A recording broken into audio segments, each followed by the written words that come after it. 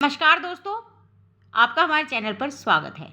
दोस्तों, आज की इस वीडियो में हम पढ़ने वाले हैं माखनलाल चतुर्वेदी जी की प्रसिद्ध कविता कैदी और कोकिला की व्याख्या या सारांश। दोस्तों, वीडियो का अंत तक जरूर देखिएगा, आपके लिए बहुत ही महत्वपूर्ण होने वाली वीडियो। चलिए शुरू करते हैं वीडियो को। कैदी और कोकिला कविता माखनलाल चतुर्वेदी जी की प्रसिद्ध कविता है। कवि ने स्वतंत्रता संग्राम में भाग लिया था, जिसके कारण वे अनेक बार जेल गए। अनेक बार जेल जाने के कारण वे कैदी के अकेलेपन और अंग्रेज शासन के दुर्व्यवहार और यातनाओं से अच्छी तरह परिचित थे। उन्हें पता था कि कैदियों के साथ अंग्रेज शासन के जो सैनिक हैं वो किस प्रकार का दुर्व्यवहार करते हैं, उन्हें किस प्रकार की पीड़ाएं देते हैं। इस कविता में कवि कोयल से अपने मन का असंतोष व्यक्त कर उसे ऐसे गीत गाने के लिए कहता है जो पूरे देश को मुक्ति का संदेश दे सके। अर्थात वे कोयल के द्वारा लोगों में मुक्ति का संदेश, स्वतंत्रता प्राप्ति का संदेश देना चाहते थे। कवि को जेल में एक रात कोयल की कूक सुनाई पड़ी। उसी को लेकर एक तरफ वह जेलों में बंद स्वतंत्रता सेनानियों पर हो रहे अत्याचारों का उल्लेख करता है, वहीं दूसरी तरफ उनके नए टूटते मनोबल का।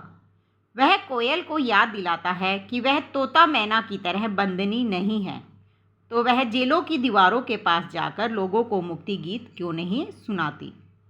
अब करते हैं व्याख्या। पहला पैराग्राफ जिसकी व्याख्या हम करेंगे वो है, क्या गाती हो से लेकर ज्वालाएं हैं दिखी कोकिला बोलो तो। इन पंक्तियों में कवि कहता है कि कोयल तुम क्या गा रही थी, तुम बार बार चुप क्यों रह जाती हो, तुम किसका संदेशा लाई हो, मुझे इसके बारे में बताओ। जेल की इन ऊंची काली दीवार के घेरे अर्थात जेल की कोठरी में, जिसमें चोर डाकू जेब कतरे सभी बंद हैं, यहाँ न जीने पा रहे हैं और न मर पा रहे हैं। पेट भर खाना नहीं मिलता, इस प्रकार तड़प तड़प कर रहना पड़ता है। जीवन पर दिन रात कड़ा पहरा लगा रहता है। वह शासन की आलोचना करते हैं और कहते हैं कि यह शासन है या अंधेरे का गहरा प्रभाव। इस काली अंधेरी रात में जबकि दुख ही दुख है, तू भी काली ही है, क्यों इस प्रकार जग रही है तथा इस समय क्यों आ गई। सूरज पहाड़ के पीछे डूब गया है और घनघोर काली रात छा गई है। कवि कोयल से कहता है कि तुम्हारा चिल्लाना सुनकर हृदय को पीड़ा हो रही है।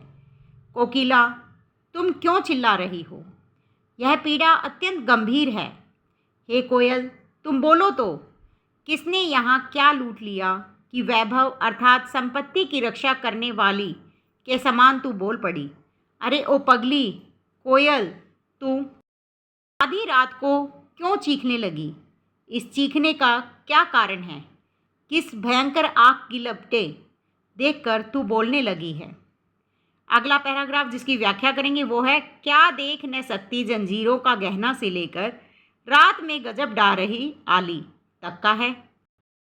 इसमें लेखक कोयल को संबोधित करते हुए कहते हैं कि हे कोयल, क्या तुम्हें शरीर पर पड़े हुए जंजीरों के गहने नहीं दिखाई देते।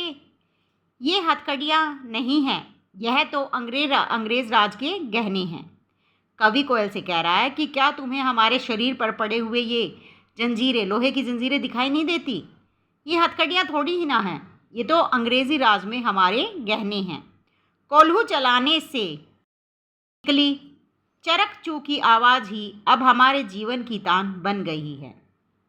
गिट्टी तोड़ते अंगुलियों ने उन पर अपने गीत लिख दिए हैं।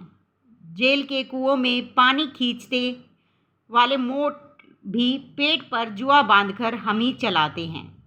वे कह रहे हैं कि कुओं से जब हम पानी निकालते हैं तो अपने पेट पर जुआ बांधकर उस पानी को हम ही निकालते हैं और अंग्रेज़ों के शासन की अकड़ से भरे जलकूपों को खाली करते हैं, अर्थात उनकी सत्ता को कमजोर बनाते हैं। तो भी हमारे ऊपर हो रहे अत्याचार को देखकर दिन में इसलिए नहीं बोलती कि शायद हमारे भीतर कष्टों को झेलने के विषय में सोचने पर करुणा जग जाए। इसीलिए तुम रात में यह अमानवीय संदेश और व्यथा सुना रही हो, अर्थात हमारे ऊपर इतने कष्ट हो रहे हैं कि तुम उसे दिन में देखती हो लेकिन बोल नहीं पाती, लेकिन रात में तुम्हें यह संदेश लोगों तक पहुंचाना होता है, इसलिए अमानवीय जो हमारी पीड़ा है उसे व्यथा को तुम रात में लोगों को सुनाती हो। ये पैराग्राफ है, इस शांत समय में से लेकर तिस पर है गाली हे आली। यहाँ तक की व्याख्या। कवि कहता है कि हे कोयल, अब आधी रात में चारों ओर शांति ही छाई हुई है। तू बोलती है तो लगता है जैसे शांत अंधकार को भेदती हुई रुलाई हो। हे कोयल, बताओ तो कि तुम चुपचाप अपने गायन के द्वारा इतनी मधुरता से शासन के प्रति विद्रोह के बीज क्यों बो रही हो, अर्थात शासन के खिलाफ लोगों में विद्रोह की भावना जगाने की सूचना दे रही हो। कवि कहता है कि तू काली है, रात भी काली है, सरकार अर्थात शासन की करनी भी काली है, अर्थात सरकार जो कार्य कर रही है वे भी काले ही हैं, लहरें भी काली हैं, कल्पना भी काले रंग की है। मेरी यह जेल की कोठरी भी काली है, यह टोपी और कंबल सब काले हैं, मेरी लोह की जंजीरें भी काली हैं, अर्थात पूरा परिवेश अमानवीय जुल्म और जलालत से भरा हुआ है। यहाँ कवि कहना चाहता है कि जो अंग्रेजी राज है और शासन में जो वहाँ के वाले हैं वो इतने क्रूर हैं, इतने अमानवीय जुल्म कैदियों पर करते हैं कि वे बहुत ही काले हैं। अब करते हैं पैराग्राफ, इस काले संकट सागर पर से लेकर प्राणों का आसव किसमें भर दूं, कोकिला बोलो तक की व्याख्या। प्राणों पर भी संकट है, ऐसे में जब शासन इतना क्रूर और निर्दयी है, पराधीनता के इस संकट रूपी सागर में व्यक्ति की आकांक्षा रूपी इन चमकीले गीतों को क्यों तैरा रही हो। किंतु यदि मेरी विवशता जानते हुए भी तुम मुझे अपनी स्वर रूपी रणभेरी सुना सुना कर मुक्ति के संग्राम के लिए प्रेरित कर रही हो, तो तुम्हारी इस हुंकार के बदले तुम ही बताओ मैं और कृति के माध्यम से और क्या कर दूं। कोयल, तुम ही बताओ कि गांधी के देश की स्वतंत्रता को व्रत की जो गांधी के देश की स्वतंत्रता का व्रत था उसकी रक्षा के लिए अपने प्राणों के रस का आसव बनाकर किसके प्राणों में भर दूं। अर्थात इस कविता के माध्यम से लेखक भारतवासियों में स्वतंत्रता की भावना को जगाना चाहते हैं।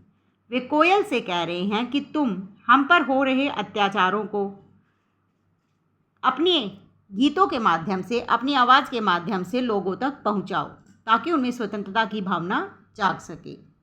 दोस्तों, वीडियो अच्छी लगी है तो लाइक शेयर जरूर कीजिएगा। यदि आप हमारे चैनल पर नए हैं तो चैनल को सब्सक्राइब कीजिए, बेल आइकन प्रेस कर लीजिए ताकि अगली वीडियो का नोटिफिकेशन आप तक पहुंच सके। धन्यवाद।